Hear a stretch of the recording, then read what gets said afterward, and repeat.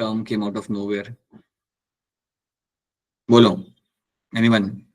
Commensalism is one of the interaction which you find happening in the organism population वाले chapter के अंदर. So what is that commensalism is going to be? Good evening, sir. Good evening, Salam. Good evening. बताइए अंशिका, बोलिए. What is the example of my commensalism? Sir, orchid.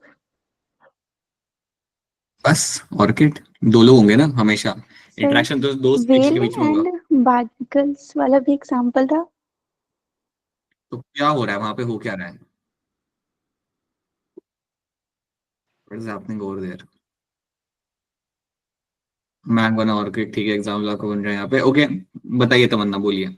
Sir एक species को advance. ठीक है, एक एक करके. तमन्ना बोलिए, क्या होता है उसके अंदर? सर मेरा एग्जांपल एपिफाइट्स है. और सर व्हेल एंड बार्निकल्स के बीच में ये होते हैं कि जो बार्निकल्स होते हैं वो व्हेल के ऊपर स्टिक हो जाते हैं. फिर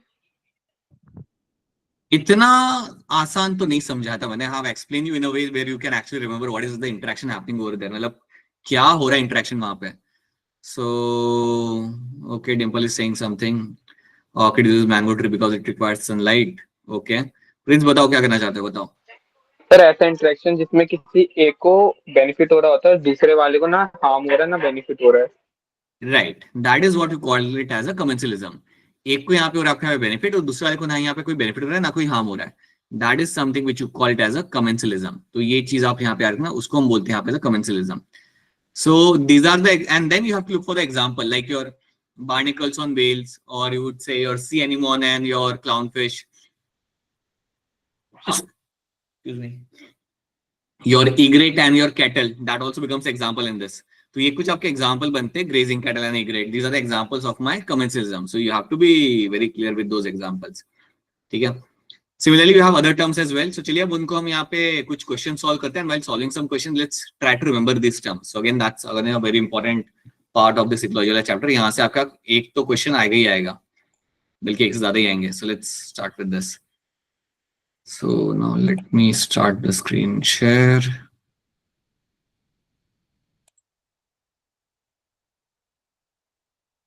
So that will be your question number 1 यहाँ पे. स्टेटमेंट बेस्ड सवाल है आपके यहाँ पे. Have a look at this question and try to answer this. Which of the following is correct? इनमें से कौन सा स्टेटमेंट आपके हिसाब से यहाँ पे आपका करेक्ट हो जाएगा? Which of the following is going to be a correct statement in this? So you have 4 statement in front of you. You have to tell us कौन सा यहाँ पे आपका करेक्ट है. Logistic growth model is a more realistic than the exponential growth model. That's one. Fecundity का मतलब बताता हूँ यहाँ पे. फेकंडिटी का मतलब आपको यहाँ पे reproductive potential. This means reproductive potential.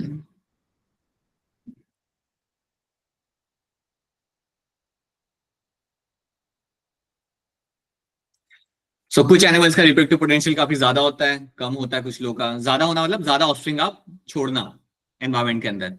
कम होना मतलब during the reproduction they will only give rise to few offspring. So that's my fecundity यहाँ पे. So now you can raise your hand to answer this. You can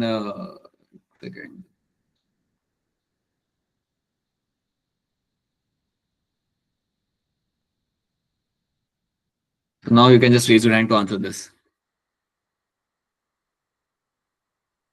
या पहला question ही थोड़ा सा difficult लग रहा है. क्या लग रहा है अंशिका शर्मा, बताइए. सर वो टर्म का मतलब पूछना था. एल्ट्रोस्टिक फेकंडिटी का, एलिस्ट्रेटिक बिहेवियर का. मैं बताता हूँ एलिस्ट्रिक का बिहेवियर मतलब यहाँ पे क्या होता है. एलिस्ट्रिक का मतलब यहाँ पे होता है, अगर आपने कभी नोटिस किया होगा ना, फॉरेस्ट में क्या होता है कि अगर लायन या टाइगर आता है ना फॉरेस्ट में एकदम से कहीं से भी, या समझो अगर दूर से टाइगर चल के आ रहा है, तो डियर होते हैं ना, वो क्या करते हैं, वो एक आवाज निकालना चालू करते हैं. They start making the calls. तो जो वार्निंग कॉल्स जो आपका डियर निकाल रहा होता है, वो क्यों निकाल रहा होता है? ताकि आसपास के जो एनिमल्स है उनको पता चल जाए कि टाइगर आ रहा है. ठीक है. तो यहाँ पे डियर क्या कर रहा है? डियर खुद को तो बचा ही रहा है, बट वो खुद को नहीं, आई वुड से डियर क्या कर रहा है यहाँ पे, वो एक वार्निंग कॉल देके सबको बता रहा है कि आपका यहाँ पे टाइगर आ चुका है. जबकि डियर क्या कर सकता था? खुद भाग सकता था वहां से बिना कुछ बोले, बिना कुछ बोले वहां से दौड़ के निकल सकता था, but it will do the warning calls. तो यहाँ पे ये जो बिहेवियर आपका हो गया, इसे हम कहते हैं एलिस्ट्रेटिक बिहेवियर. एलिस्ट्रेटिक बिहेवियर का मतलब आपका यहाँ पे होता है कि आपका बिहेवियर के जैसे आपकी जो स्पीशीज है उसको फायदा हो रहा है, लेकिन इसमें आपको नुकसान हो सकता है. सो उसे हम कहते हैं यहाँ पे एलिस्ट्रेटिक बिहेवियर, जो आपको यहाँ पे करने के लिए आपको मिलेगा. Similar thing you can find happening with the monkeys as well. Monkeys also do that. ये बिहेवियर जब उन्हें कोई एनिमल दिखता है they will start making the calls, जिससे सबको पता चल जाता है. ठीक है, now people have raised their hand. बताइए क्या लग रहा है इसका आंसर. अंशिका, सिर्फ Anshika. Option D. Option D जो आप यहाँ बता रहे हो बेटा, ये आंसर नहीं आएगा यहाँ पे. इलेस्ट्रिक बिहेवियर डॉग शो नहीं करते हैं. अगर आप कह रहे हो ना कि डॉग वो भौंक रहा होता है किसी एनिमल को देख के, तो भौंक इसलिए नहीं रहा होता क्योंकि उसे सबको बताना है कि कोई एनिमल आ गया है वहां पे. That's not elastic behaviour over there. तो ये आपका नहीं आएगा यहाँ पे. Option D is not a correct statement. बताइए पीयूष, क्या लग रहा है सर? A option. आपको? ये लग रहा है सना, आपको क्या लग रहा है? C option. ठीक है, देखो और लाइट एक और आंसर मिले थे यहाँ पे. मुस्कान कुमारी, क्या लग रहा है आपको? Sir A option. A option अगर आप यहाँ पे देखते हो, then which of the following is correct. So A option आपका यहाँ पे बिल्कुल सही है. Logistic growth model is more realistic than the exponential growth model. Logistic growth model जो आपको यहाँ पता है, ये आपका ज्यादा रियलिस्टिक है than my exponential growth model. So that is why this statement over here is going to be correct one. अब आपको यहाँ पे एक चीज याद रखनी कि अगर ये स्टेटमेंट मेरा सही है तो बाकी स्टेटमेंट भी हम यहाँ पे देख लेते हैं. देखो आपने ये बात पढ़ी है, लॉजिस्टिक मॉडल में आपको क्या मिलता है, ये S shape curve. Logistic model के अंदर you will have the S shape curve. आपको वहां पे देखने के लिए आपको मिलेगा वहां पे. और ये जो एस शेप कर्व आपको वहां पे देखने के लिए आपको वहां पे मिलता है, this is actually that's a real model. That's a model जो आपको नेचर में जनरली देखने के लिए मिलता है. And that's a very true model. So it's much more realistic than the exponential one. Statement B, R selected species have low fecundity. ये बात गलत है. कोई मुझे ये बता तो कि आर सिलेक्टेड स्पीशीज के एग्जांपल क्या बन सकते हैं? Sir insects. Right, grass hopper. Grass hopper, insect, सारे इंसेक्ट हम डाले थे यहाँ पे. इंसेक्ट्स हमने यहाँ पे डाली. और कुछ fishes. fishes, I can say fishes as example. I can take example of my frogs, right? They all are the examples of my R selected species. ये सारे सारे मेरे बनते हैं यहाँ पे example of my R selected species, right? Now what actually happens here? ना, these species are going to give rise to a large number of offspring. ठीक है? They will have a small size. तो ये सब आप यहाँ पे जानते हो कि जब आप R selected species की आप बात करते हो यहाँ पे, then you know few things in them. They will have a small size. They are going to lay a large number of offspring, so they will lay a large number of offspring आपके यहाँ पे release करे जाएंगे population के अंदर. That's one thing you will find happening. Then you will find कि इनका life span छोटा होता है. They have a life span जो इनका रहेगा यहाँ पे short. And also you should know that they attained maturity early. So they will have a early maturation होते हुए आपको यहाँ पे दिख जाएगा. So we'll have early maturation will be seen happening in them. ये सारे ट्रेट्स आपके यहाँ पे होते हैं आपके आर सिलेक्टेड स्पीशीज के. Small size, large number of offspring ये लोग देंगे वहां पे. लाइफ स्पैन इनका यहाँ पे कम होगा and they will undergo early maturation. And they will never show parental care. So you also that they will have no parental care. कोई आपको यहाँ पे पेरेंटल केयर आपको नहीं मिलेगी. So no parental care is been seen over there. This is what you get to see in them, and these are my R selected species over here. ये बनती है मेरे यहाँ पे एज R selected species. ठीक है, अब ये सारी स्टेटमेंट यहाँ पे गलत है. आर के लिए ये सारी स्टेटमेंट आपके पे रॉन्ग हो जाती है. That's a wrong statement. Similarly we have a K selected species जो बिल्कुल अपोजिट होगा आर से. यहाँ पे आपके बर्ड्स आएंगे, मैमल्स आएंगे. So they will have a low fecundity. इनके यहाँ पे द नंबर ऑफ ऑफस्प्रिंग जो यहाँ पे बॉर्न होते हैं वो कम होते हैं. They have a large body size. Body size आपके यहाँ पे लार्ज हो जाएगा. And they will undergo maturation late. इनके अंदर मैच्योरिटी यहाँ पे लेट आती है. सो दैट इज व्हाई ये स्टेटमेंट भी मेरे यहाँ पे गलत हो जाता है. सो इसलिए आपका जो सही स्टेटमेंट आपका यहाँ पे दैट्स योर ऑप्शन है. आई होप सबको याद आ रहा है. We have R selected and K selected species ये हमने किया था. अगर आप एनसीईआरटी पढ़ते हो तो एनसीईआरटी में एक टॉपिक है आपको वहाँ पे लाइफ हिस्ट्री वेरिएशन करके. उस टॉपिक के अंदर आपके ये टर्म्स आपके यहाँ पे आते हैं, are and K selected species. अभी भी अगर किसी को ये टर्म्स को लेकर कोई दिक्कत आ रही है, कोई चीज समझ नहीं आ रही, then please बता दो so I can repeat those things to you. But I hope this slide is very much clear to you कि R selected species आपके यहाँ पे क्या होती है. और K आपके बिल्कुल यहाँ पे अपोजिट हो जाएगी, जहाँ पे you will have a large size, less number of offspring are born, maturation late होगा and they have a longer lifespan. और parental care तो मिल जाती है आपको यहाँ पे. So that will become my K selected species. ठीक है, अगला question. Which of the following statement regarding the species interdependence are true? इनमें से कौन सा स्टेटमेंट सही है in terms of species interdependence? बताइए.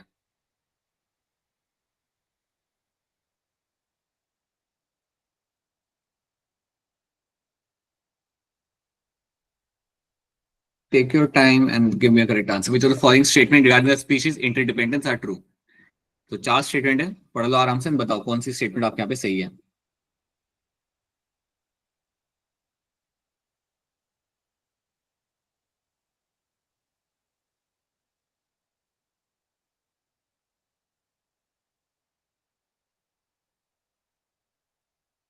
ऑलराइट प्रिंस, क्या लग रहा है इसका answer? Sir fourth. Shikha Dubey, आपको क्या लग रहा है? The first option. First option. Okay, Sana आपको क्या लग रहा है? C option sir. C. Abhishek? Sir fourth option. Dimple? Deepti? Sir Dimple fourth बोल दिया. Alright, so let's have a look over here. So आपके पास 4 स्टेटमेंट है आपके यहाँ पे. Let's have a look at them. An association of two species where one is benefited and other remains unaffected is called as mutualism. ये तो आपका false हो गया. ये तो आपका बिल्कुल यहाँ पे false हो गया बेटा. ये कहाँ से true होगा? आपके एक को फायदा हो रहा है और दूसरे को यहाँ पे ना फायदा हो रहा है ना नुकसान हो रहा है. So that's a false statement, right? An interspecific association between where the both partners derive benefit from each other is called as my commensalism. ये भी तो आपका false है. Commensalism के अंदर दोनों को थोड़ी फायदा हो रहा होता है. एक को फायदा हो रहा होता है और एक को ना नुकसान हो रहा होता है ना फायदा हो रहा होता है. So that's also going to be false over there. A direct food relation between the two species of animals in which one animal kills and feeds on another is referred to as a parasitism. ये statement भी आपके यहाँ पे false होगा. यहाँ पे predation आना चाहिए था. याद रखना, एक पैरासाइट कभी भी एनिमल को खत्म नहीं करना चाहेगा. वो उसके ऊपर डिपेंडेंट रहना चाहता है लंबे टाइम के लिए. तो वो मारेगा नहीं उसे. कोशिश करेगा कि वो जिंदा रहे लंबे टाइम के लिए. A relationship between the two organisms of different species where both the organisms are benefited from each other is called as my symbiosis. That is going to be a true statement. ये आप सबका सही answer आना चाहिए था. काफी अलग अलग आंसर मुझे यहाँ पे मिल रहे हैं. I was quite surprised over here. That's your option D यहाँ पे. A relationship between the two organisms of different species where both organisms are benefited from each other is called as my symbiosis. That's a true statement. ये आपके यहाँ पे बिल्कुल आपके यहाँ पे true statement आपके यहाँ पे बन जाती है. So this is something you have to know in this. ठीक है, बाकी तीनों statement आपके यहाँ पे false थी. एक बार फिर आपको बताना चाहूंगा, ये बात आप सब लोग भूलना मत कभी भी. जब भी हम commensalism की बात करते हैं, you should know that इसमें एक को हो रहा होता है फायदा और दूसरे को यहाँ पे ना फायदा हो रहा होता है ना नुकसान हो रहा होता है. That is the story of the commensalism. ठीक है. When we talk about, let's say, amensalism,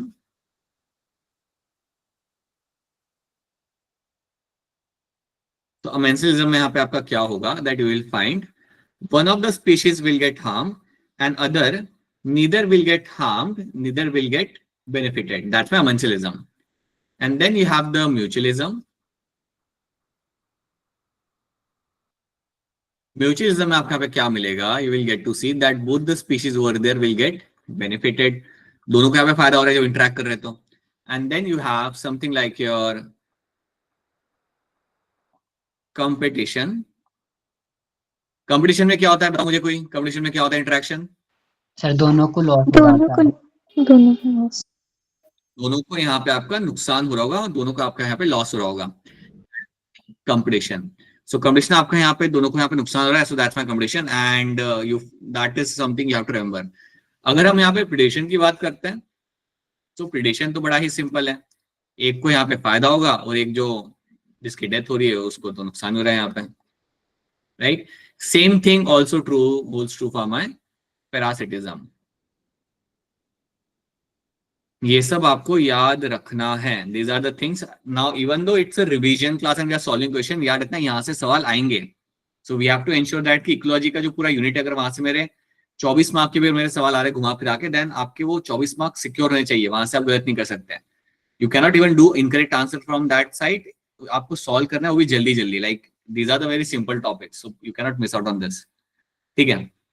Choose the incorrect statement. बताइए. अब ये थोड़ा ध्यान से करना पड़ेगा.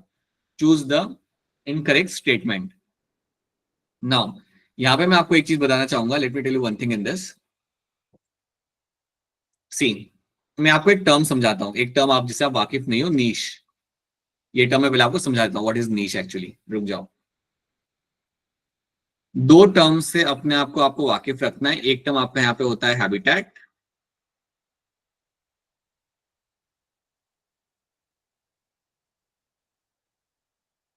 एंड दूसरा आपका यहाँ पे नीश।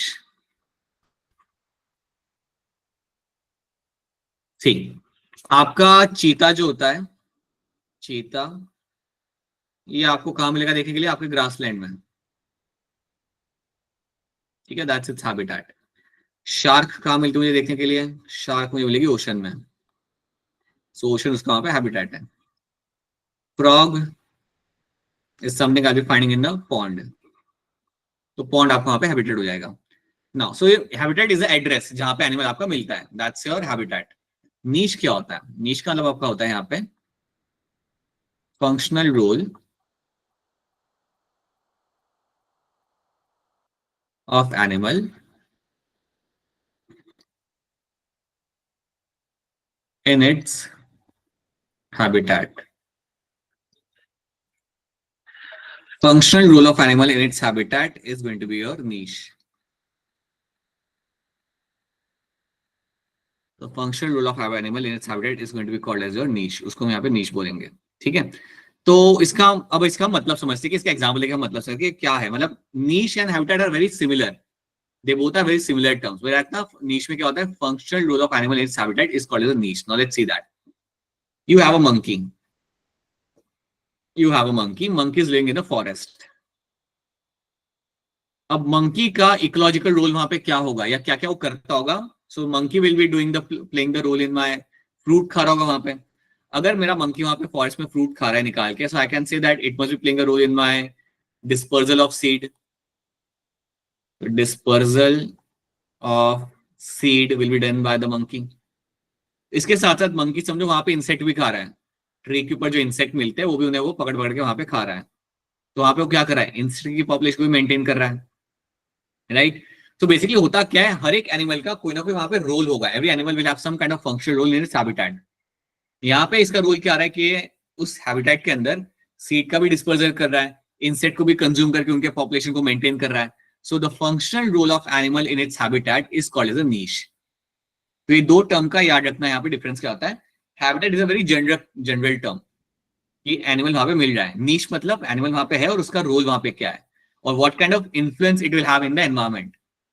किस टाइप का इन्फ्लुएंस उस एनिमल का उस एनवायरमेंट के अंदर वहां पे होगा, उसे हम बोलेंगे यहाँ पे niche. I can say for the same for the cheetah as well. Cheetah grassland में आपका है, that's a habitat, but cheetah will be consuming the prey over there. Deer को खा रहा होगा वो, डियर की पॉपुलेशन को वो मेंटेन कर रहा है, right. So that is the functional role of animal in this habitat is called as my niche. तो नीश याद रखना हमेशा से यहाँ पे कि it is nothing but my some kind of influence the species will have in its surrounding while living over there, that is called as a niche. तो habitat plus its role, इसको हम बोलते हैं यहाँ पे द नीश। क्या ये चीज आपको समझ आ रही है? Is this clear to all of you? Yes sir. तो ये हमने यहाँ पे देख लिया। Now let's have look over here. अब यहाँ पे आप सवाल को ध्यान से देखना, आपको बताना है कौन सा स्टेटमेंट आपके यहाँ पे सही नहीं है। Which of the following statement is going to be incorrect? So here you have to be slightly careful. So let's have look at this. Now see the statements. बताइए बताइए किसका हैंड रेज हुआ? बताइए चेतना, क्या लग रहा है? Second option. Okay, Shikha Dubey, sir third option. Prince, sir second. Muskan, sir second option. Dimple. Okay, Dimple has gone back to previous पुरानी Dimple. She has gone back to default setting. Dimple कैसे चलेगा? अंशिका शर्मा बताइए। Sir second. चलिए देखते हैं। So two closely related species may not live in the same habitat. That's a true statement. अगर दो species आपके यहाँ पे क्लोजली रिलेटेड है, वो एक हैबिटेट में आपको नहीं मिल सकती। That's a, ये बात आपकी यहाँ पे सही है। आपने पढ़ा है ना, अपने गॉस लॉ ऑफ एक्सक्लूजन आपने पढ़ा हुआ है। अगर रिलेटेड स्पीशीज आपकी होगी तो वो साथ में नहीं रह सकती। So that's a true statement. Statement C. Two species cannot occupy the same niche in the geographical area. ये बात भी आपके यहाँ पे सही है। दो स्पीशीज जिनका नीश सेम होगा ना, समझो monkey and gorilla, monkey and gorilla will have the same niche, पेड़ पे रहेगा, फ्रूट खाएगा, डिस्पोजल करेगा, इंसेक्ट को खाएगा। तो अगर दोनों काफी क्लोजली रिलेटेड है और वो आपके सेम नीश में मिल जाए, देन अगेन वो you don't find that happening. इससे क्या होता है, आपका यहाँ पे भी आपका कंपटीशन होगा। So two species cannot occupy the same niche in the geographical area, that's also true. Two species में ऑक्यूपाई द सेम इकोसिस्टम, ये बात तो सही, इकोसिस्टम तो बहुत बड़ा टर्म हो गया। Ecosystem is a bigger term. Ecosystem का मतलब आपको यहाँ पे बेसिकली आपको यहाँ पे ये होता है दैट एक फॉरेस्ट है, अब फॉरेस्ट के अंदर आपको दो क्या 1000 स्पीशीज आपको हमें मिलेगी।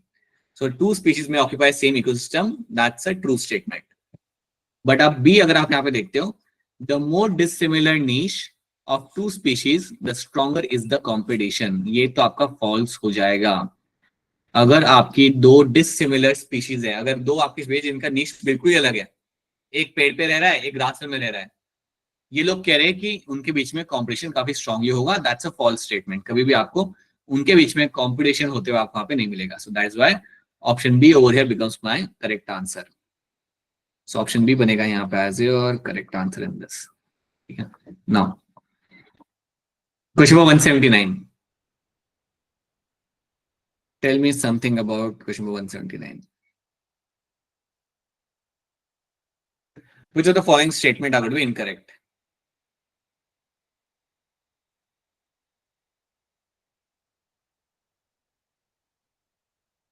काफी जल्दी हैंड रेज कर दिया आप लोगों ने तो। बोलिए Muskan Kumari. Sir second option. Komal Sharma, sir second. Sana Khan. Sir B. All right, let's have a look. So amensalism is a relationship in which one species is benefited whereas the other is unaffected. इसको हम बोलते हैं यहाँ पे एज अ इनकरेक्ट स्टेटमेंट, क्योंकि amensalism में आप जानते हो दैट बेनिफिट तो किसी को हो नहीं रहा, एक को नुकसान हो रहा होता है और दूसरे को ना ही फायदा हो रहा था ना नुकसान हो रहा होता है। So that is why this is going to be wrong statement. Amensalism के अंदर आपको ये होता नहीं होता। वैसे मुझे एक बात बताओ, अमेंसिलिज्म का एग्जांपल आपको क्या याद आता है? Sir walnut and penicillin. Black walnut tree and plants. Right, so एक तो आपको हो गया यहाँ पे पेनिसिलियम एंड नियरबाय बैक्टीरिया, एक ये होगा आपका एग्जांपल, और दूसरा आपका यहाँ पे होगा black walnut tree and the nearby plants. बिल्कुल सही, यहाँ पे black walnut tree and the nearby plants. This is what you find as example of my amensalism.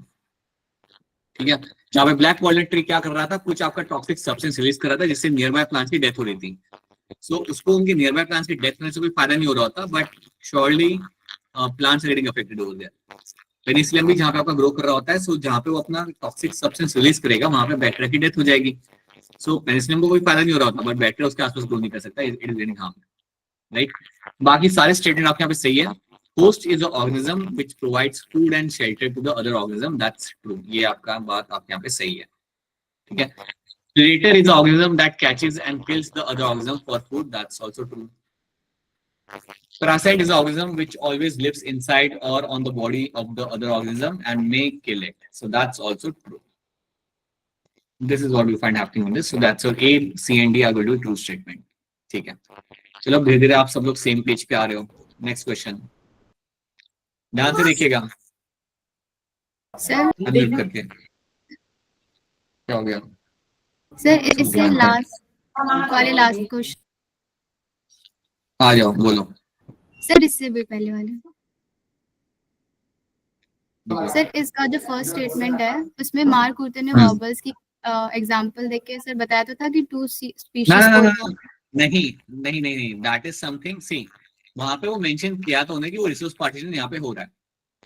हाँ, तो अगर आप उस कॉन्टेक्स्ट में अगर आप यहाँ पे सोच रहे हो ना कि like you are saying that कि माँ कॉबलर वाले कॉबलर तो वहाँ पे रह रहे थे, and then you can say कि यहाँ पे जो सेम हेडेड वो लोग यहाँ पे रह सकते हैं। ठीक है, that's what if you think in that particular way then आपका ये स्टेटमेंट सही हो सकता है। लेकिन अगर आप देखोगे यहाँ पे then you should see the statement over here, and when you see two closely related यहाँ पे मेंशन किया हुआ है, तो आपको गॉस प्रिंसिपल ही आपके दिमाग में आना चाहिए मुस्कान।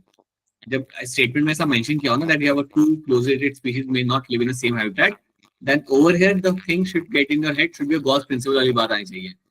वार्बलर वाला जो आपका एग्जांपल है ना, जब भी आपके सामने मेंशन किया जाएगा a term like resource partition, या जब आपके साथ मेंशन किया जा रहा है that we have this 5 species living in the same habitat, then आपके दिमाग में वो एग्जांपल आना चाहिए. और else have this thing in your head that when you get such kind of statement, Gause principle आपके दिमाग में आना चाहिए. Don't think of that Pavlov वाला एग्जांपल, क्योंकि अगर आप वैसे सोचोगे then yes, then this statement is something which is untrue, है ना, फिर वो अनट्रू हो जाती है यहाँ पे. बट अगर आप वैसे अगर सोचोगे तो कई सारे आपकी जो डेफिनेशंस होती है ना, वो आपकी फिर काफी ओपन एंडेड आपकी हो जाएगी वहां पे, and you might find number of example will start following in that, right. जैसे कि अगर मैं अपने यहाँ पे बात करूं, अगर हम ब्लैक वॉलनट ट्री और नियर बाय प्लांट्स की बात करें, तो हम ये भी कह सकते हैं ना कि ब्लैक वॉलनट ट्री जब टॉक्सिक सब्सटेंस रिलीज कर रहा है, जो नियर बाय प्लांट्स की डेथ हो रही है, तो ब्लैक वॉलनट ट्री को फायदा हो रहा है, क्योंकि अगर नियर बाय प्लांट्स की डेथ होगी तो जो नरिशमेंट सॉइल से मिल जाता उन प्लांट्स को, वो ब्लैक वॉलनट ट्री है वहां पे लेगा, right. So that's like a plus minus वाला चीज यहाँ पे हो जाता है. But that is why we have to keep it like very, उसको हमें एक डेफिनेशन के अंदर उसे वहां पे रखना होता है, and that's why we make sure that when you get such kind of statement, you have to know that they are talking in terms of the Gauss principle, not in terms of the wobbler वाला experiment. समझ आ रही है मेरी बात मुस्कान? Yes sir. ये चीज का ध्यान रखना. ओके. 177 बताइए.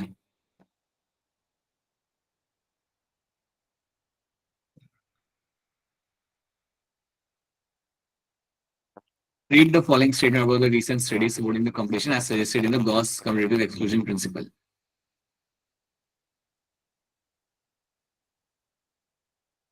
गॉस प्रिंसिपल के हिसाब से कौन सी स्टेटमेंट आपके यहाँ पे सही आ जाएगी?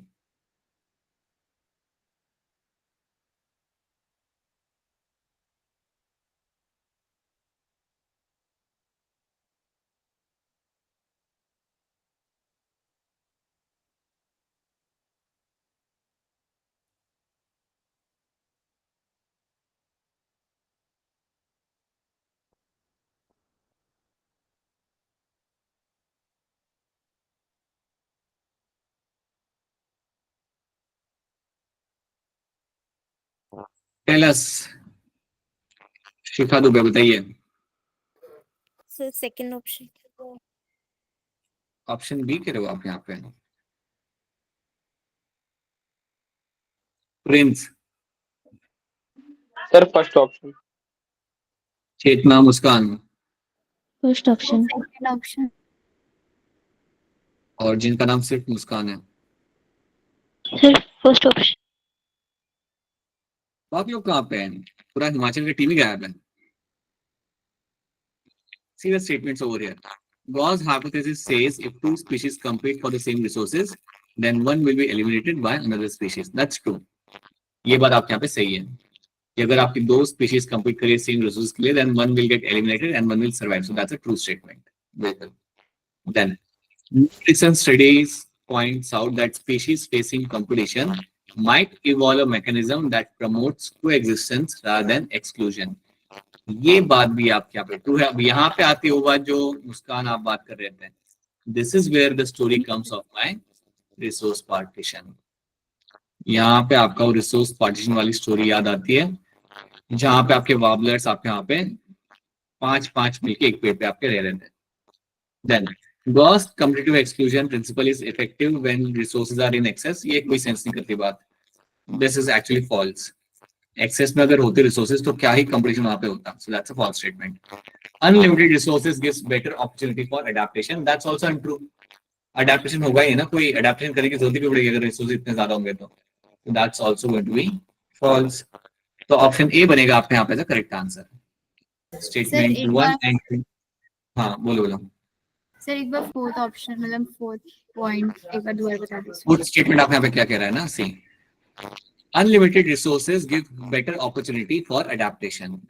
अच्छा अब सोचो इस बात को कि आपका एक फॉरेस्ट है, फॉरेस्ट के अंदर आपका रिसोर्सेज बहुत ज्यादा है, मतलब एक आप बर्ड हो या एक बर्ड है डार्क फिंच नाम का, एंड खाने के लिए उनके पास जो प्लांट्स चाहिए थे उनके पास बहुत सारे, they have ample amount of plants over there to eat. So why they have to adapt? There won't be any kind of specific adaptation. अगर ऐसा होता, एक फॉरेस्ट होता जहाँ पे लिमिटेड रिसोर्सेज होते हैं और बर्ड्स काफी ज्यादा होते हैं, तो शायद उनमें से कुछ बर्ड्स ट्राई करते कुछ और चीज खाने का या देखने का, and for that they have to adapt to the new kind of food. तो अगर आपके लिमिटेड रिसोर्सेज होते हैं ना, तब आपको अडेप्टेशन देखने के लिए आपको मिल सकता है. that animals might find a different way to find a different kind of food, or they might become active in a different time zone. ऐसा कुछ आपका हो सकता है. But when you have unlimited resources, then इसके वजह से आपका adaptation नहीं होता. So that is why it is untrue. ये आपका false हो जाएगा. समझ आई मेरी बात मुस्कान? Yes, sir. So that is why this statement is not true over here. So your option A becomes the correct answer in this. Okay, this is something again. एक और statement में सवाल है आपके यहाँ पे, आराम से देखो इसे. Try to answer this.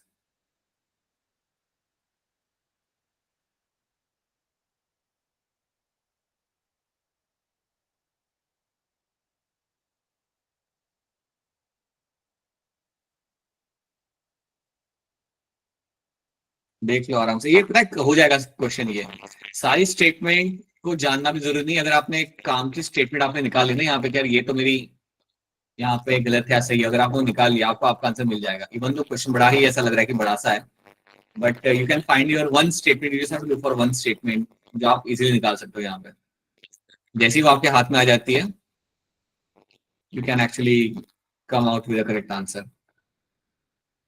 पूछा आपसे यहाँ पे ये गया है कि इनमें से कौन सी स्टेटमेंट्स आपके यहाँ पे सही है. Select the correct option from the statement given below.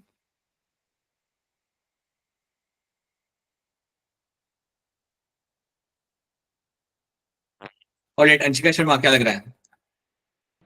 Sir sir आपकी वॉइस मेरी वॉइस कट हो रही है क्या सबके लिए? सर ग्लिच कर रही है. यस सर, बहुत ज्यादा ग्लिच कर रही है. बहुत ज्यादा ग्लिच कर रही है इसलिए. अच्छा, यस सर ग्लिच कर 1 मिनट का लगा था. 2 मिनट वेट कर लेते हैं, 2 मिनट वेट कर लेते हैं, फिर शायद ठीक हो जाए. क्या लग रहा है, अब ठीक होगी आवाज मेरी?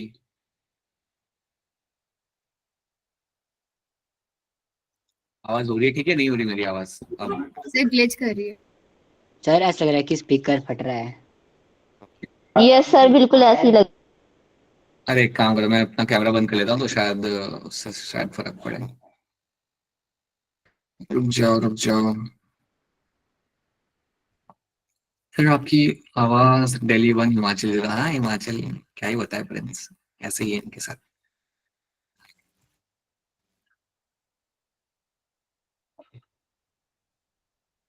चलो अब आ रही है मेरी आवाज क्लियरली? अब ठीक लग रहा है? सर अभी भी कर रही है. नो नहीं सर. सर, वैसे ही है. सर अभी भी ऐसी आ. अभी मजा नहीं आ रहा. 2 मिनट रुक जाओ. जनरली ऐसा होता तो नहीं है. चलो एक काम करके देखता हूँ, मैं लॉग आउट करके लॉग इन करता हूँ. 2 मिनट रुक जाओ, I will just come back.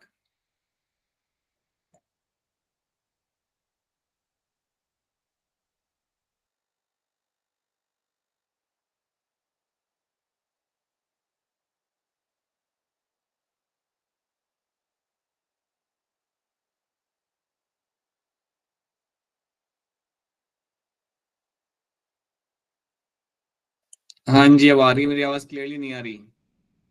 Yes आ रही है सर. सर अब आ रही है. अब ठीक है ना? ठीक है, चलो फिलहाल के लिए कैमरा बंद ही रखता हूँ, नहीं तो वापस अगर दिक्कत आती है देन लेट मी नो. चलिए, by the way good evening Pooja, Mahak and all the people who have just joined. आराम से. ऑलराइट, चलो नाउ टेल अस क्या होगा इसका आंसर. यहाँ पे बताइए चेतना, क्या लग रहा है इसका आंसर? Last option.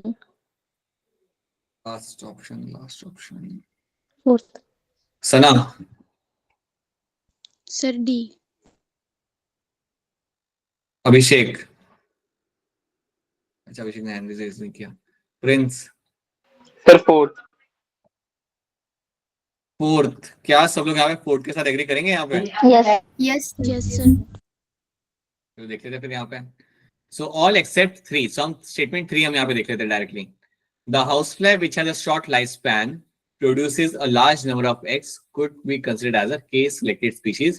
यहाँ पे आपकी बात गलत हो जाती है, बिल्कुल गलत हो जाती है आपके यहाँ पे बात, कि बिल्कुल आपका ये K-selected species आपके यहाँ पे नहीं होगा. It will be a R-selected species. So that is why this statement becomes my false. अब जब आपको बताऊं मालूम है कि मेरा false statement बन चुका है, अपने आप मेरा यहाँ पे ऑप्शन ए भी हट जाएगा, सी भी हट जाएगा और बी भी हट जाएगा. And then D says that all are true except my 3. So yes, that will be correct answer. तो ऐसे सवालों के अंदर कई बार आपको अपना आंसर मिल जाएगा. होगा कई बार नीट एग्जाम में आपके साथ होगा कि 4 स्टेटमेंट होंगे, उनमें से एक स्टेटमेंट एलियन होगा, ना ही एनसीईआरटी में है ना ही कहीं पे है, एकदम बाहर का होगा, लेकिन बाकी 3 स्टेटमेंट आपकी हेल्प कर देंगे आपको आंसर निकालने के लिए। So at times you will find that happening. तो ज्यादा बहुत नहीं सोचना फिर कि स्टेटमेंट मेरा सही है गलत है, you just have to look for your statement which you are familiar with, that's going to be correct answer in this.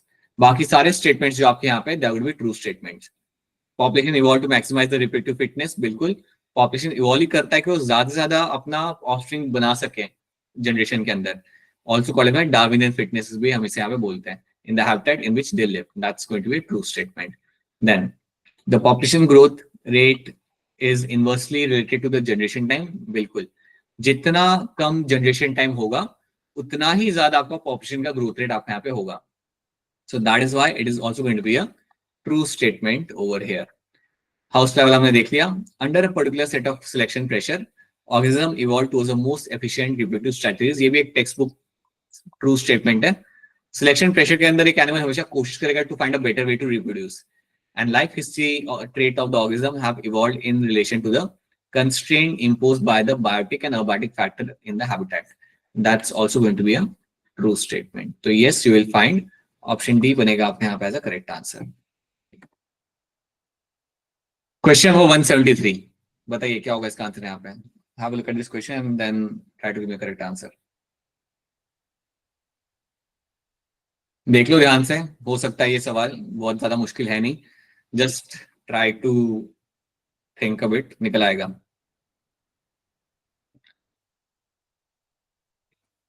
क्या इकोलॉजी फेवरेट सब्जेक्ट है क्या फ्रेंड्स? बताओ क्या होगा इसका answer? Sir second.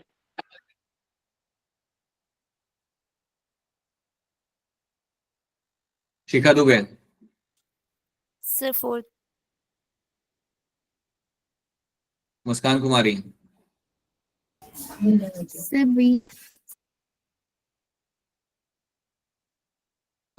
Dimple and only Muskan. Option B. Dimple का भी हम ऑप्शन बी यहाँ पे कंसिडर कर रहे हैं।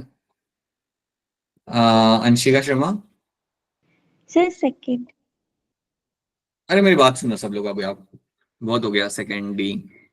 इन area there are 200 parthenium and single banyan tree, ठीक है। For the information given above which of the following conclusive statement are correct? 200 parthenium के प्लांट और एक banyan tree है। Population density of banyan tree is high, अरे कैसे high होगी population density banyan tree की? आप एक बात बताओ, जब भी हम पॉपुलेशन डेंसिटी हम कैलकुलेट करते हैं उसका फॉर्मूला क्या होता है? योर नंबर ऑफ इंडिविजुअल्स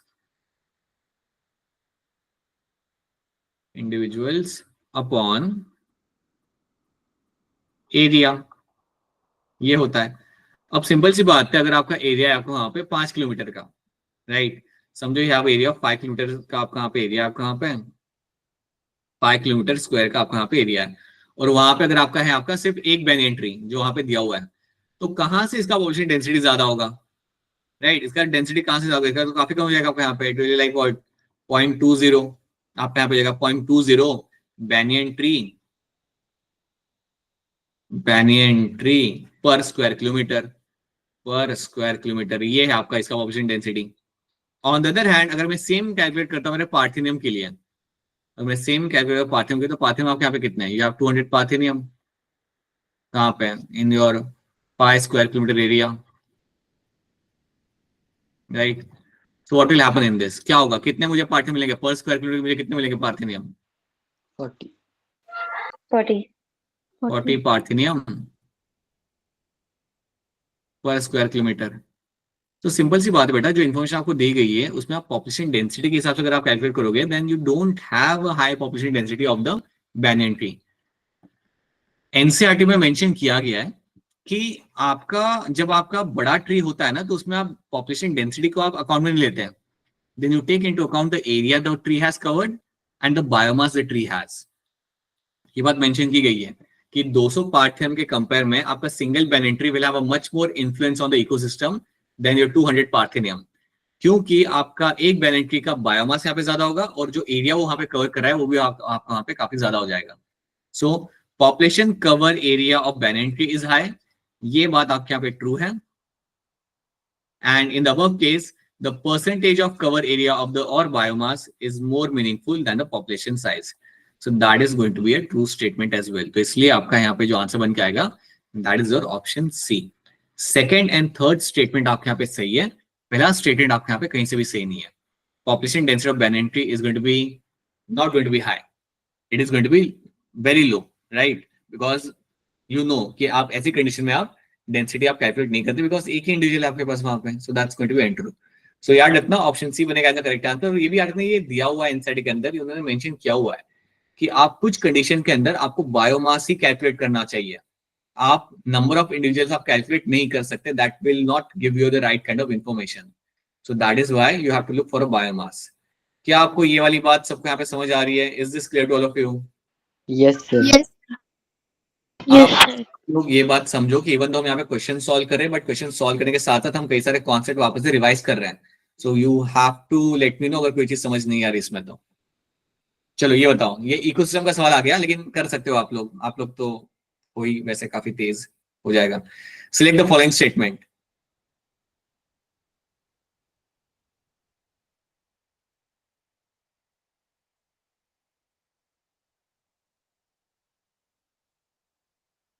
कौन सी स्टेटमेंट्स आपकी यहाँ पे सही है? Which of the following statement do you think are going to be correct over here?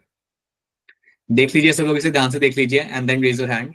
So have your four statement in front of you. You have to tell us कि कौन सी statement आपके यहाँ पे सही बैठ जाएगी.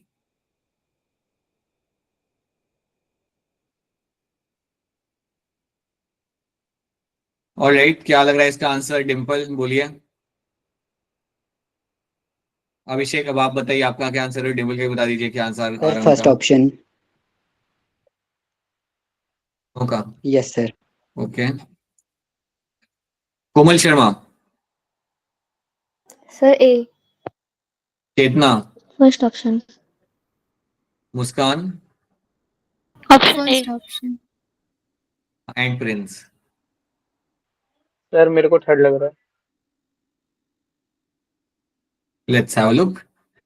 सो यहाँ पे आपको क्या लगा? Decomposition is a carbon dioxide requiring process. ये बात तो आपके यहाँ पे बिल्कुल भी आपके यहाँ पे सही नहीं है. बिकॉज डिकम्पोजिशन के लिए आपको चाहिए होता है आपके यहाँ पे oxygen. You need to have oxygen over here for decomposition. So that is why that's a wrong statement. That's a false statement. Humus is colloidal in nature and serves as a reservoir for the nutrients. That's going to be a true statement. Humus आपका colloidal होता है और आपका एक it is a reservoir for my nutrients. So that's a true statement. Warm and moist environment slows down the decomposition. ये बात आपकी यहाँ पे false है. वार्म और मॉइस्ट एनवायरमेंट जो बेटा आपका यहाँ पे होता है उससे तो आपका decomposition का रेट आपका बढ़ेगा, कम नहीं होगा. Humidification and mineralization occurs during the decomposition in the soil. That is going to be called as your true statement. ये आपके यहाँ पे true बनेगा बिल्कुल.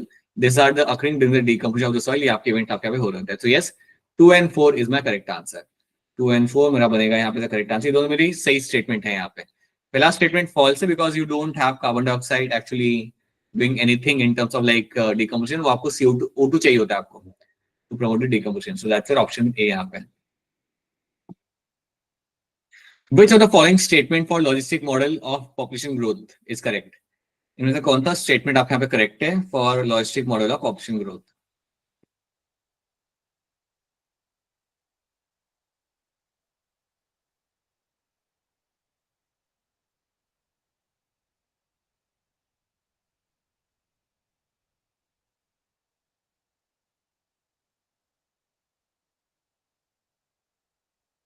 चलिए देखिए यहाँ पे सारी स्टेटमेंट को. लॉजिस्टिक ग्रोथ मॉडल की यहाँ पे बात की जा रही है.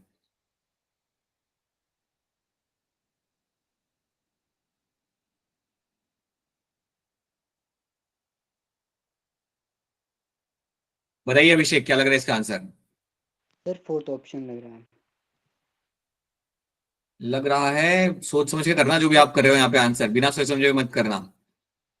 You have to read the statement carefully बेटा before answering all the time. Anshika Sharma बोलिए. Sir second. What do you think Prince? Sir second होगा. Komal Sharma. Sir B. Muskan and Chetna. Second option. Second option.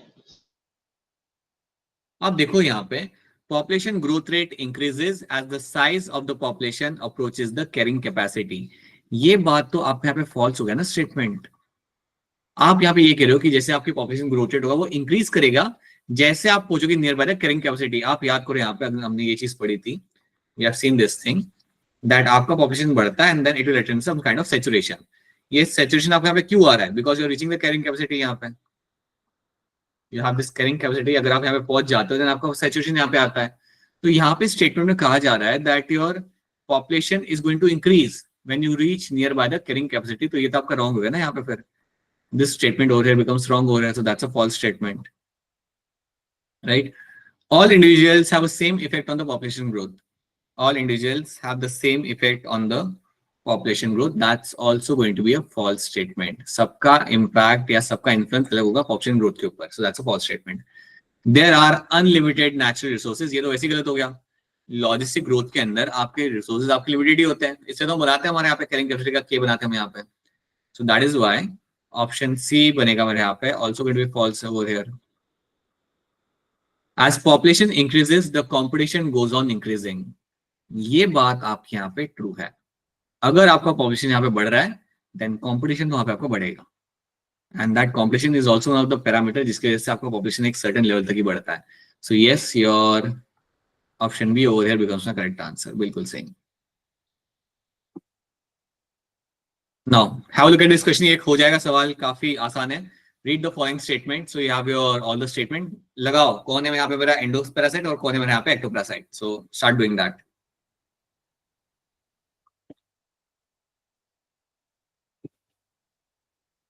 Parasites that now read all the statements here carefully and then tell me what will fall into which particular category. और कोई concept बताने के बाद अगर समझ नहीं आ रहा देन पूछ लो।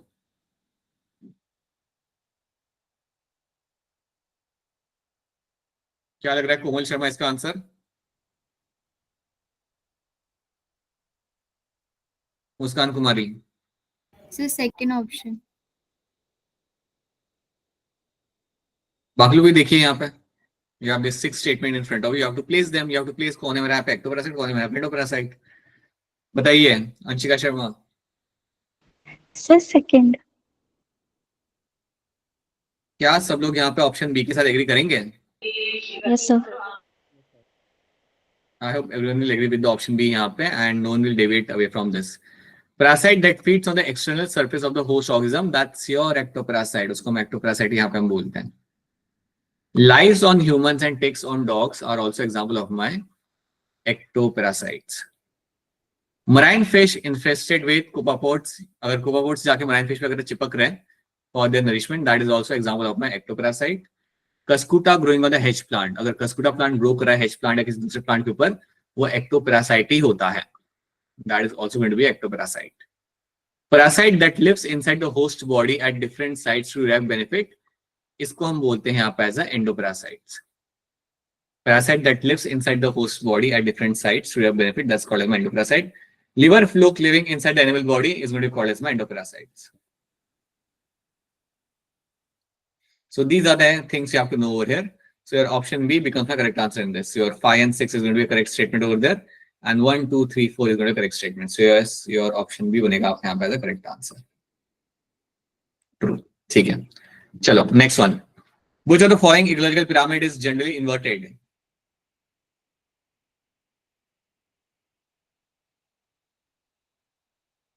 इसमें तो मैं expect कर रहा हूँ कि within next 5 seconds, most of you will raise your hand. मैं और मेरी expectation. Ecological pyramid कौन सा inverted होता है? Which of the following ecological pyramid is generally inverted? ये तो आसान है बेटा. Tell us. बताइए डिम्पल क्या होगा इसका आंसर यहाँ पे?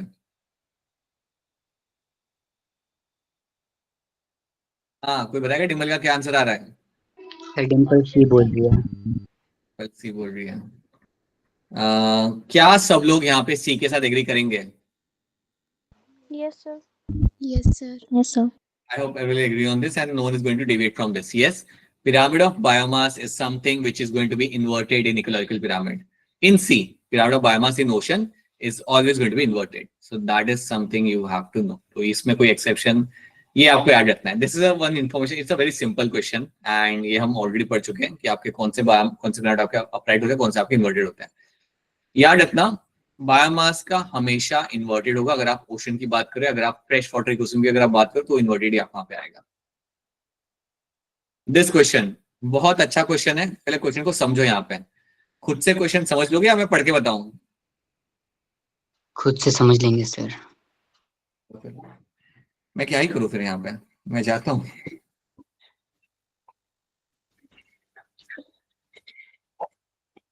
पढ़ लो.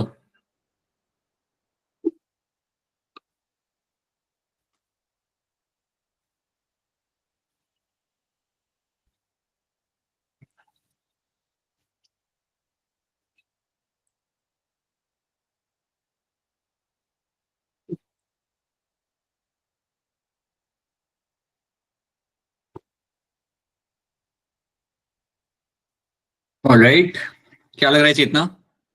एक सेकंड सर, गलत पढ़ लिया था. ठीक है.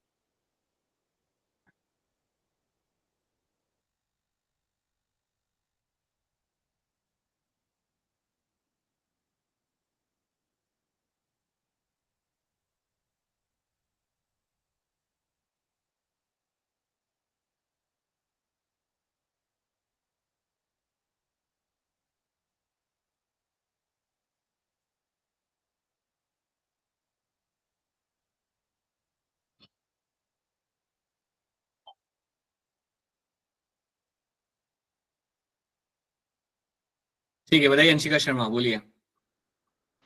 सर सी. अंशिका शर्मा यहाँ पे करे option C. Muskan Kumari. Sir first option. Sir C भाई.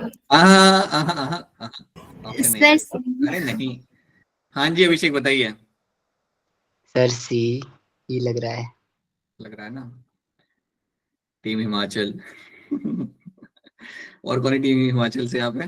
कोमल शर्मा बताइए. Sir C. Salam Kumari.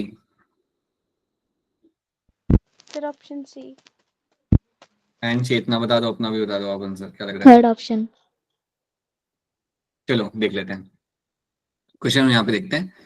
For a situation where the food and space for a population is unlimited. अगर फूड एंड स्पेस अगर आपके पास यहाँ पे अनलिमिटेड आपके पास है यहाँ पे, which are the following statement given below represent a incorrect feature. पहले तो आप ये देखो यहाँ पे कि अगर आपका फूड एंड स्पेस अगर आपको यहाँ पे अनलिमिटेड आपके पास अगर आपको मिल जाए, सो that is a story of exponential growth. मतलब वहां पे तो आपका एक्सपोनेंशियल ग्रोथ आपका होना चाहिए. अगर आपका फूड एंड स्पेस काफी ज्यादा है then it should show the exponential growth आपको यहाँ पे होते हुए मिलना चाहिए. आपसे पूछा गया कि इस कॉन्टेक्स्ट में विच of the following statement given below represent incorrect feature. So exponential growth के दौरान या एक्सपोनेंशियल ग्रोथ वाली कंडीशन के अंदर कौन सा यहाँ पे फीचर इनकरेक्ट बनेगा. पहला feature, each species has the ability to realize fully its inherent potential to grow. बिल्कुल अगर आपके पास फूड ज्यादा है, स्पेस ज्यादा है, then it will just keep on growing over rapidly. That's a true feature. Then it is equal to dn by dt is equal to rn. यही होता है ना आपका फॉर्मूला पे, यही आता है एक्सपोनेंशियल ग्रोथ का. dn by dt is equal to rn. तो ये फीचर भी आपका यहाँ पे सही है. हमें इनकरेक्ट फीचर ढूंढना है. It is describe by J shape curve. याद करो एक्सपोनेंशियल ग्रोथ के अंदर आपका जे शेप कर्व भी आपका बन रहा होता है. So that is also going to be true. It is describe by a S shaped curve. ये यहाँ पे आपका गलत हो गया. एस शेप कर्व आपका यहाँ पे नहीं मिलता आपको when you have a ample amount of food and space. वो स्टोरी के साथ मैच नहीं कर रहा. तो एक तो मुझे मिल गया मेरे यहाँ पे incorrect feature. This is my incorrect feature. Right, third वाला मुझे यहाँ पे मिल गया. सॉरी, फोर्थ वाला मुझे यहाँ पे मिल चुका है. Then you have this fifth, that it has a greater intrinsic rate for the resources. मतलब यहाँ पे ग्रोथ रेट आपका काफी ज्यादा होता है for the resources and that is going to be also going to be true. ये भी आपके यहाँ पे ट्रू स्टेटमेंट आपके यहाँ पे बन जाएगा. There are more competition among themself. ये बात आपके यहाँ पे फॉल्स होती है. Understand this thing. अगर आपके पास फूड ज्यादा है, स्पेस भी ज्यादा है, देन आपको यहाँ पे कंपटीशन आपको यहाँ पे होते हुए नहीं मिलेगा या बहुत ज्यादा नहीं मिलेगा. सो ये दो स्टेटमेंट आपके यहाँ पे हुई false and that is why option C becomes my correct answer. This becomes a correct answer. जिन्होंने ऑप्शन ए किया था मुस्कान, आई थिंक आपने यहाँ पे पढ़ लिया कि आपको फीचर्स बताने हैं उस एक्सपोनेंशियल ग्रोथ के वहां पे। नो सर, मैंने इनकरेक्ट ही पढ़ा था और बट आंसर मैंने ए दे दिया, वो सी होता। ठीक है ठीक है, so that's your option C यहाँ पे, so option C becomes my correct answer in this. चलो ये तो आसान है, ये तो कर लो फटाफट। Again I expect within 10 seconds most of you will raise your hand.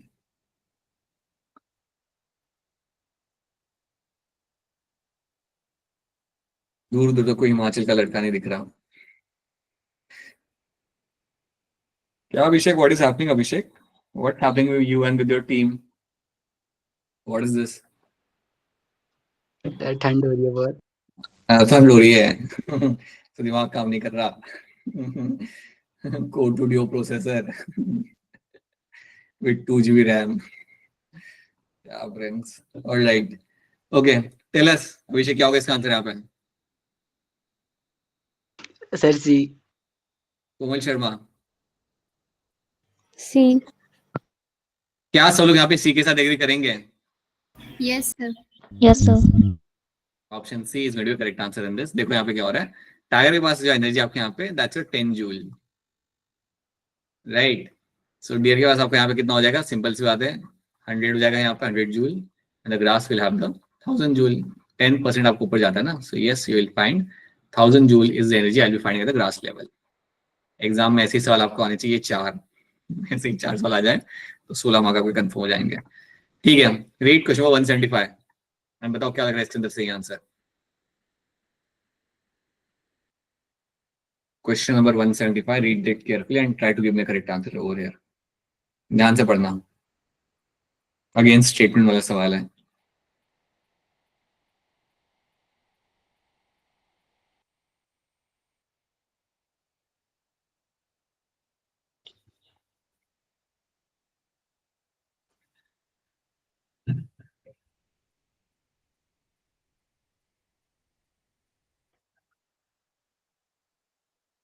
बताइए शिखा दुबे, क्या लग रहा है?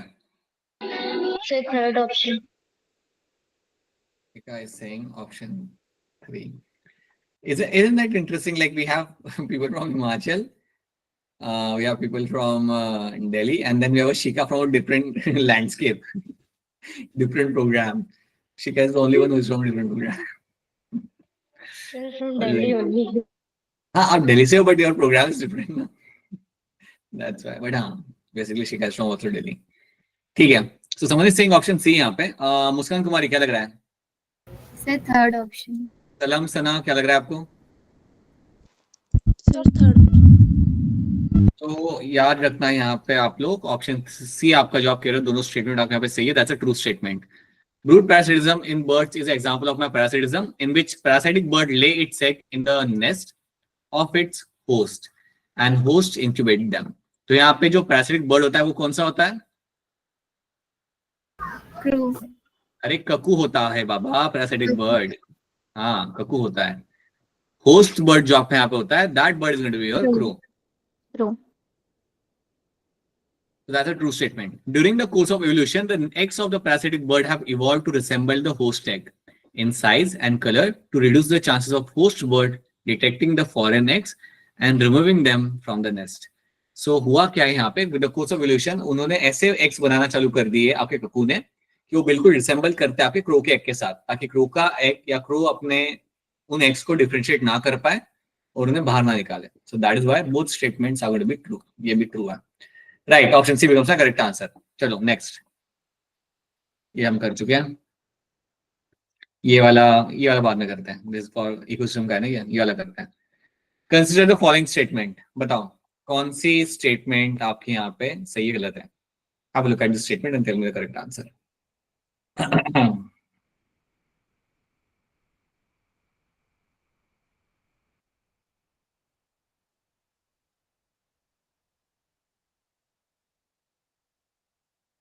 क्या लग रहा है शिखा इसका आंसर आपको?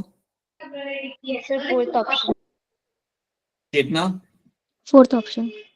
Deepti, sir option 4। सलाम कुमारी। Sir option 4। चलिए हम देख लेते हैं यहाँ पे फिर, सब लोग अगर फोर से एग्री कर रहे हैं तो let's have a look. The number of individuals of same species that have that have come to a habitat from elsewhere during the time period under consideration is called by immigration. ये गलत हो गया, यहाँ पे होना चाहिए आपका immigration. यहाँ पे आपको होना चाहिए आपका यहाँ पे immigration. So ये आपका हो गया आपका false statement. This is my false statement.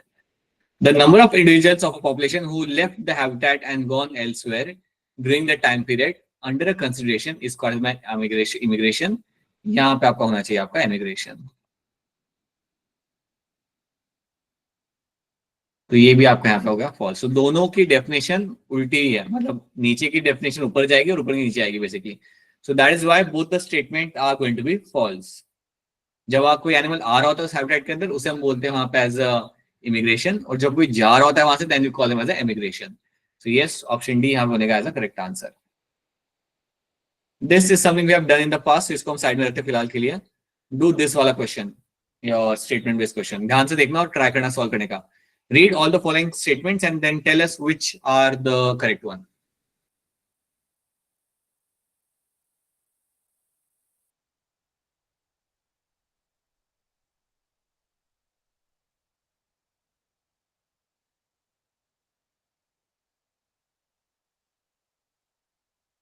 अच्छा, यहाँ पे एलिमेंट नहीं आएगा, यहाँ पे एलिफेंट आएगा.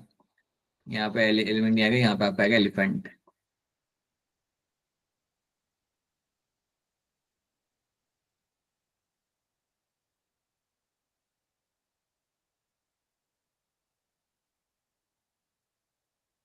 अच्छा क्वेश्चन है ये भी, काफी अच्छा क्वेश्चन है. जहाँ पे आपको स्टेटमेंट पढ़ना पड़ रहा है. Read the statement very carefully. Try करो बाकी लोग. आयुष, पीयूष, हुस्नवाज, महक, से समथिंग.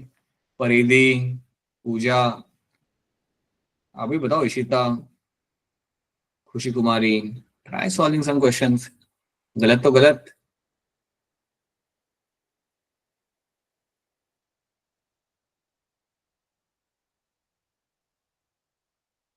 ऑलराइट, बताइए सना, क्या लग रहा है इसका आंसर? Sir A option. हाँ, कह रहे हैं ऑप्शन ए यहाँ पे. ठीक है. Abhishek, sir first. Prince, sir third. Third. Chetna. First option. Alright, चलिए let's have a look. Any species growing exponentially under unlimited resources condition can reach enormous population density in a short time. अगर आपके पास unlimited resources हैं, then any species can reach an enormous population density in a short time. That's a true statement. ये statement आपकी यहाँ पे true है.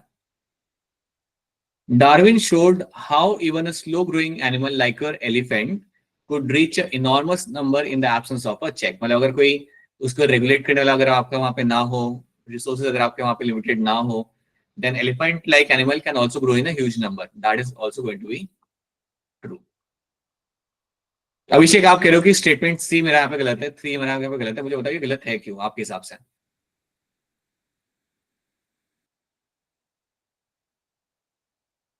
Sir अगर हाँ बोलो बोलो बोलो. सर अगर अनलिमिटेड रिसोर्सेज हमारे पास तो नेटेलिटी रेट और मॉर्टेलिटी रेट सर डिक्रीज नहीं होएगा. तो क्या दोनों ही डिक्रीज नहीं होगा या एक डिक्रीज होगा एक डिक्रीज होगा, क्या होगा? सर नेटेलिटी रेट बढ़ेगा. हाँ, right. That is what you will find over there. If there are non-limiting and unlimited conditions, then you will find natality should actually increase and mortality will decrease होगा वहां पे, but natality will increase over there. So इसलिए आपको याद रखना है that this statement becomes a false statement. इसलिए बनेगा यहाँ पे false statement because अगर आपके पास unlimited resources हैं, तो सिंपल सी बात है बेटा कि आपका जो ग्रोथ रेट है वो आपका बढ़ेगा वहां पे, राइट? वो डिक्रीज क्यों होगा फिर आपका वहां पे? सो नेटेलिटी और birth rate will increase over there. So यहाँ पे ये स्टेटमेंट आपके यहाँ पे रॉन्ग हो जाता है. And that is why जिन्होंने यहाँ पे ऑप्शन नहीं बोला है, that's a correct answer. Statement 1 and 2 are going to be correct over here. Assertion and reason. देखिए ध्यान से and give me a correct answer. गलत हो जाएगा प्रिंस, ध्यान से पहले पढ़ लो.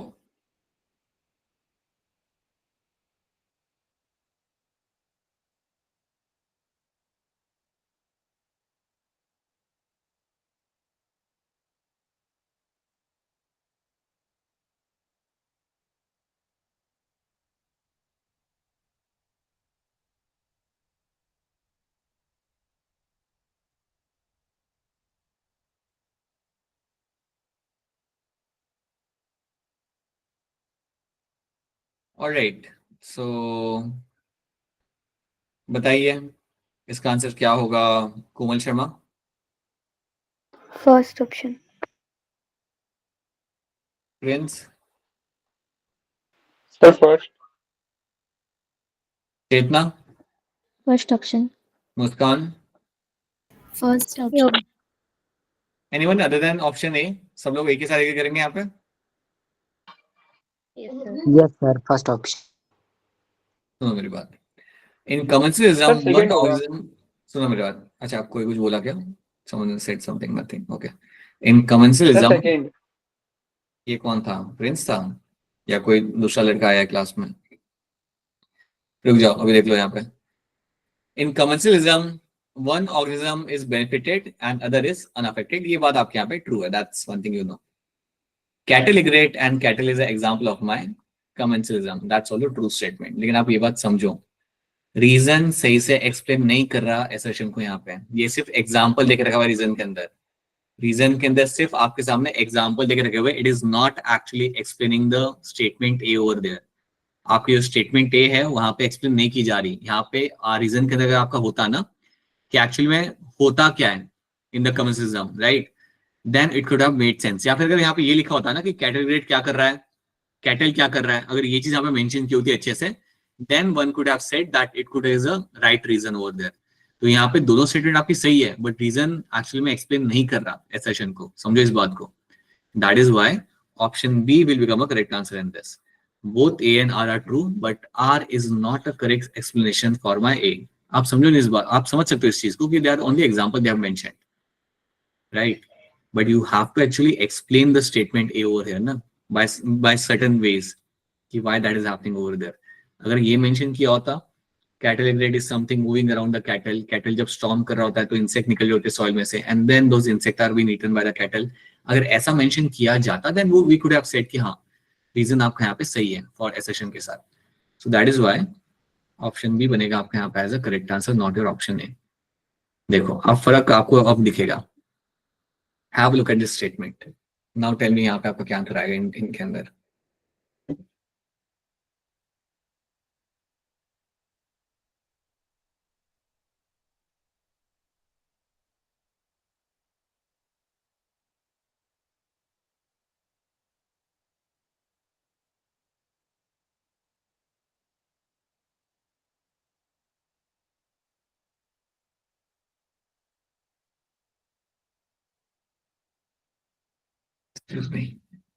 बताइए Muskan Kumari. Sir first option. Only Muskan? First option. Shikha? Option A. Chetna and Sana? First option. Sir, first option. I hope सब लोग यहाँ पे ऑप्शन ए के साथ यहाँ पे एग्री करेंगे। अब आपको यहाँ पे डिफरेंस भी दिख रहा है, देखो the prickly pear cactus introduce into Australia in early 1920s cause havoc by spreading rapidly in the millions of hectare of the rangeland. ये बात आपके यहाँ पे सही है। कोई मुझे बताएगा इसको खत्म करने के लिए हमने क्या इस्तेमाल किया गया था, what they used to get rid of this prickly cactus? Moth. Both. Moth, right, true. Then when a certain exotic species, अब देखो यहाँ पे कितने अच्छे से एक्सप्लेन किया हुआ है, when certain exotic species are introduced to a geographical area, they become invasive and start spreading first because the invaded land does not have a natural predator। बिल्कुल अच्छे से रीजन आप यहाँ पे assertion को यहाँ पे एक्सप्लेन कर रहा है, and because of that I will say that yes, my option A over here becomes a correct answer। Both A and R are true and R is a correct explanation of my statement A, right? चलो ये करके बता दो, ये तो आसान सवाल है, do this। Species facing competition might evolve mechanism that promotes coexistence rather than exclusion। One such mechanism is?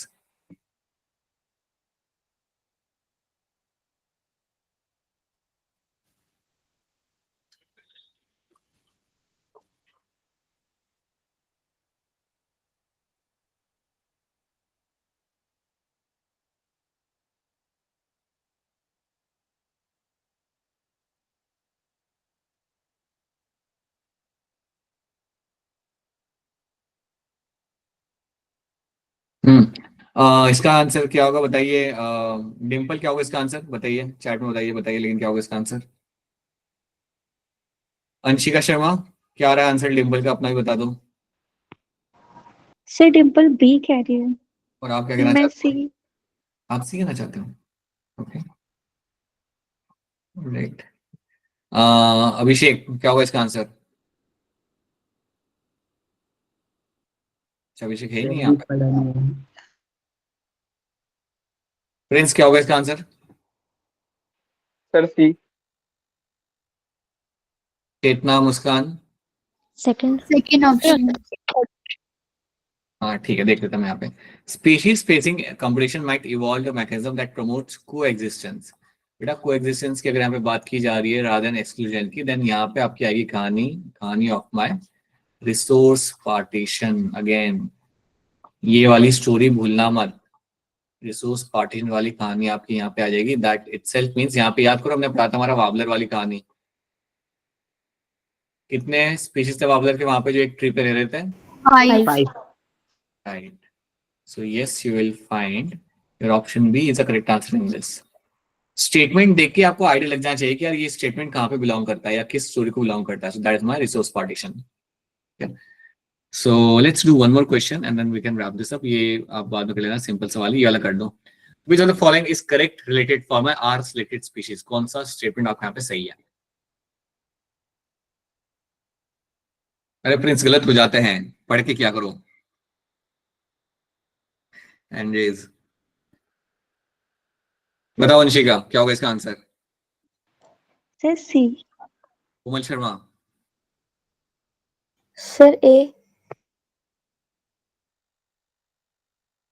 अलग अलग आंसर आ गए, बताइए प्रिंस। सर ए। सर मैं बताऊं? ओहो, बोलो अभिषेक। Sir first option. क्या इतना ख्वाहिश था ये आंसर करने का यहाँ पे इस सवाल के अंदर अभिषेक? सर बहुत ही आसान है। हाँ इसलिए ना, ऐसे लाइक कैसे, ऐसे कैसे मैं ऐसे नीचे अंडर आर्म से बॉल डालूंगा, फिर आप घुमा घुमा के मारोगे उसके ऊपर हेलीकॉप्टर शॉट। हाँ जी, आई होप सब लोग यहाँ पे एग्री। सर मैंने गलत रीड कर लिया। कोई बात नहीं, देखो आपने अंडर आर्म वाली बॉलिंग पे भी नहीं किया। So you will find large number of progeny with a small size, that's going to be a true statement यहाँ पे। Large number of progeny with a small size, that's my R selected species. तो ये आपका सही answer यहाँ पे बनेगा। यहाँ पे एक और कर लो, यहाँ पे एक और कर लो। Between which of the following the relationship is not example of my commensalism?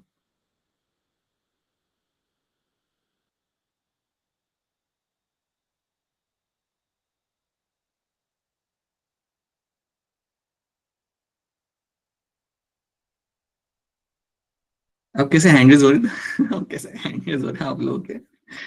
तिलस चेतना, क्या होगा इसका answer? Fourth option. Fourth option. क्या सब लोग यहाँ पे फोर्थ के साथ एग्री करेंगे? Yes sir. That's what happens when you do start doing the statement based question ना, और जैसे तुम इसके ऊपर आते हो तो सडनली वो स्विच होता है क्योंकि you have a habit of reading all the statement for a while ना, for last 30 minutes, and then you get a statement like this when you get a simple question. That's how it works. So yes, option 4 is the correct answer in this. ठीक है, अब एक काम करना, बाकी के जो आप एक दो सवाल है, ज्यादा नहीं है। You can have a look at the statements later on. You can just see these questions बाद में आराम से, क्योंकि हमें और भी क्वेश्चन सॉल्व करने हैं। We have to solve ecosystem, we have to solve biodiversity. Ecosystem और बायोडिवर्सिटी का साथ में कर लेंगे, मिक्स करके कर लेंगे हम लोग यहाँ पे revision. We can solve those questions in that way. ठीक है, alright, so this is what we have done now. कल आपका होगा टेस्ट, उसका रिवीजन हमने किया था मंडे को। सो प्लीज मेक श्योर अच्छे से आप टेस्ट दो, अच्छा स्कोर लेके आओ। कितना ले आओगे बताओ? 160 का अगर टेस्ट होगा तो कितना स्कोर कर लोगे आप लोग? चैट में आंसर करना, चैट में how much you can bring. 150, और जेन्युइनली लाना है, जो भी लाना है वो, ऐसा नहीं है एनसीईआरटी खोल के मेरे को नहीं चाहिए। जेन्युइन स्कोर चाहिए सबका। पहला कमिटमेंट दिया, स्कोर तो लाना पड़ेगा, and you are doing everything to bring that happen. Don't do that. ठीक है, ऑलराइट, सब लोग हो रहे 150। चलो ऑलराइट, ओके, चलो let's wrap this up. Alright, मिलते हैं हम लोग वापस से। Will catch you on Monday and give your test and share the screen shot with me. ठीक है, चलो महक 100, महक 120 तो आ जाते हैं। महक 120 is something. Mahak what are you saying? ठीक है, ऑलराइट, एनसीईआरटी स्कूल में रह गई। ऑलराइट, चलो चलो, bye everyone. have some rest. Don't have Bye, some sir. rest. Good Have night, some sir. lecture. Yeah. Bye. Bye. Sir, that's all. Bye. Bye. Bye. Bye, sir. Yeah. Bye. All right. Chalo. Bye everyone.